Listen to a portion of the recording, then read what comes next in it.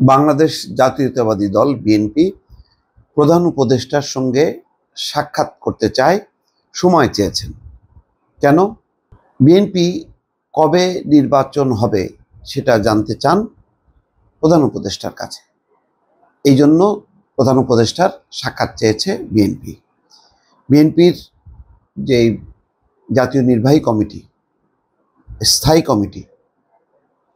কমিটির বৈঠকে এই সিদ্ধান্ত হয়েছে যে বিএনপির একটি প্রতিনিধি দল ডক্টর মোহাম্মদ ইউনূসের সঙ্গে দেখা করবেন এবং দেখা করে তারা নির্বাচনের একদম সুনির্দিষ্ট সময় জানতে চাইবে।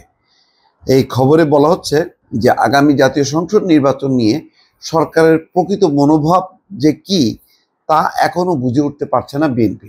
যতই দিন যাচ্ছে নির্বাচন নিয়ে অস্পষ্টতা বাড়ছে বলে মনে করছে বিএনপি। এই বিষয়ে স্পষ্টভাবে জানতে বিএনপির একটি প্রতিনিধি দল অন্তর্বর্তী সরকারের প্রধান উপদেষ্টার সঙ্গে সাক্ষাৎ করতে চায়।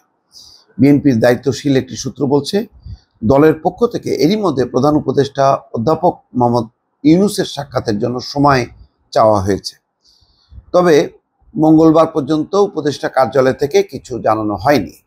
সংশ্লিষ্ট সূত্রটি বলছে, গত সোমবার বিএনপির নীতি নির্ধারণী পর্ষদ জাতীয় স্থায়ী কমিটির সভায় দলের পক্ষ থেকে শিগগিরই প্রধান উপদেষ্টার সঙ্গে সাক্ষাতের সিদ্ধান্ত হয়। উপদেষ্টার কার্যালয় থেকে সময় দেওয়া হলে দলের প্রতিনিধি দল সাক্ষাৎ করে। যদিও বিএনপির মহাসচিব মির্জা ফখরুল ইসলাম আলমগীর এই মুহূর্তে চিকিৎসার জন্য সিঙ্গাপুরে রয়েছে। 17 এপ্রিল তার দেশে ফেরার কথা রয়েছে, ফলে তার অনুপস্থিতিতে এই সপ্তাহে সাক্ষাৎ হবে কিনা তা নিশ্চিত নয়।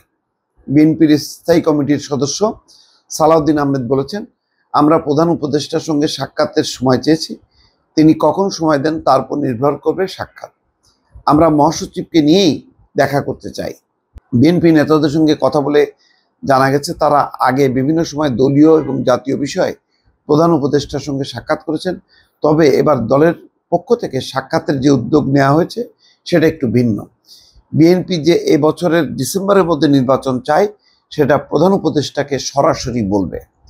কার্যত নির্বাচন নিয়ে সরকারের মনোভাব কি তা স্পষ্ট হওয়ার চেষ্টা করবে।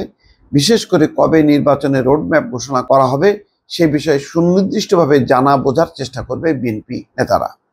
যদি এই বছরের মধ্যে নির্বাচনের নিশ্চয়তা না পায় তাহলে বিএনপি কি করবে, এমন প্রশ্নের জবাবে আমির খসরু মাহমুদ চৌধুরী বলছেন যে দেশের ও জনগণের স্বার্থে রাজনীতিতে যখন যে সিদ্ধান্ত নেওয়ার প্রয়োজন বিএনপি সেই সিদ্ধান্ত নেবে।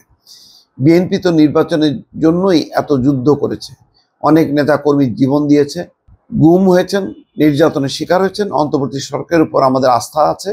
আমরা মনে করি এবছরের ডিসেম্বরেই নির্বাচন হবে।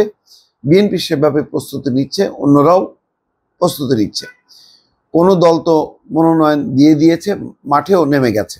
এখন যেটা বোঝা যাচ্ছে যে সংস্কার নিয়ে বিএনপির একটা ধারণা যে এটা একটা প্রলম্বিত হবে, মানে এইটা কবে শেষ হবে এটা তারা বুঝতে পারছে না।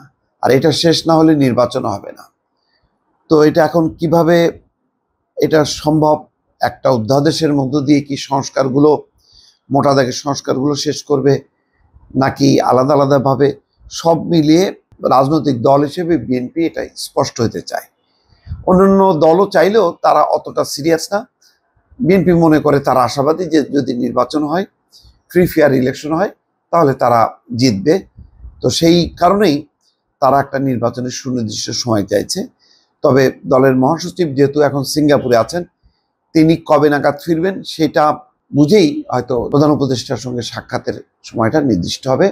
তবে নির্বাচন নিয়ে যে দলের ভিতরে একটা অস্থিরতা আছে এটা মোটামুটি পরিষ্কার। দর্শক ভালো থাকবেন, আল্লাহ হাফেজ।